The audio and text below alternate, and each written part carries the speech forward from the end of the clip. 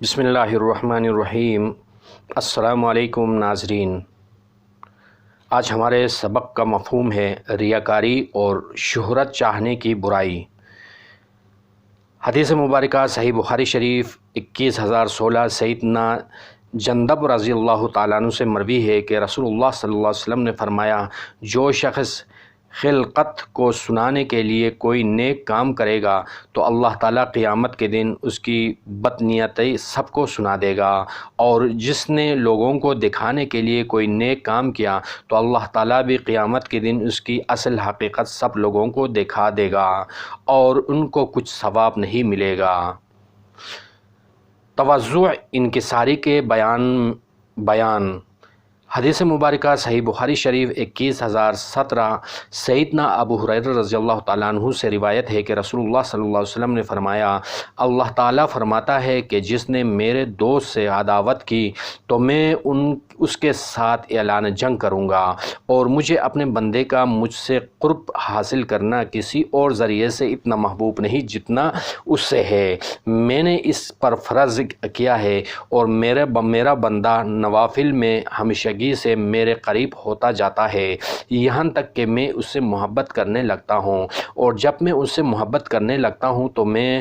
میں اس کا وہ کان ہو جاتا ہوں جس سے وہ سنتا ہے، اور اس کی وہ آنکھ جس سے وہ دیکھتا ہے، اور اس کا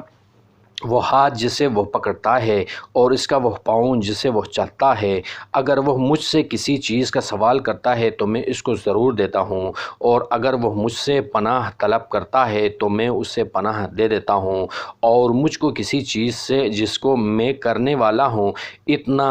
اتنا تردو نہیں ہوتا جتنا نفس مومن کے معاملے میں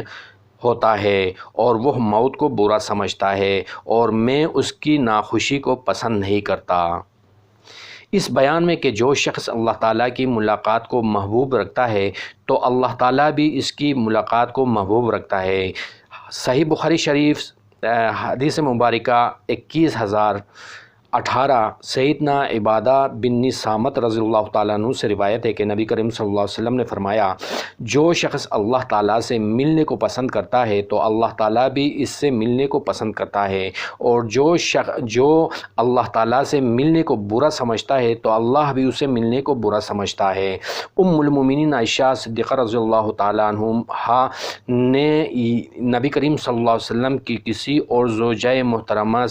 نے عرض کی کہ موت کو تو ہم بھی پسند نہیں کرتے، تو نبی کریم صلی اللہ علیہ وسلم نے فرمایا، یہ مطلب نہیں بلکہ مطلب یہ ہے کہ جب مومن کی موت کا وقت ہوتا ہے تو اس کو اللہ کی طرف سے رضامندی اور اعزازی کی بشارت دی جاتی ہے، پس اس وقت اس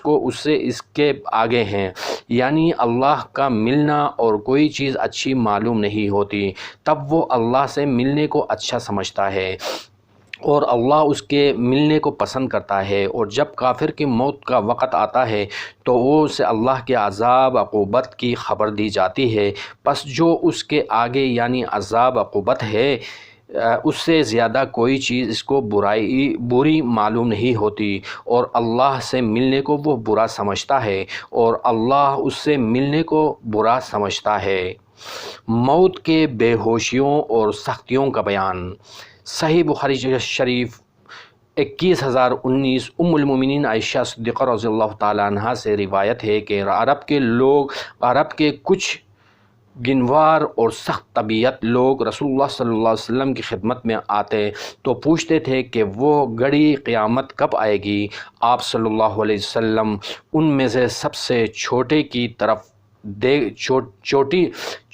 طرف دیکھ کر فرماتے، اگر یہ زندہ رہا تو اس سے بڑھاپا نہ آ پائے گا یہاں تک کہ تم پر قیامت ہو جائے گی، یعنی تم مر جاؤ گے، اور مرنا بھی قیامت ہے۔ صدق اللہ العظیم۔ اگلے ایپیسوڈ تک اجازت دیجیے۔ اللہ نگہبان۔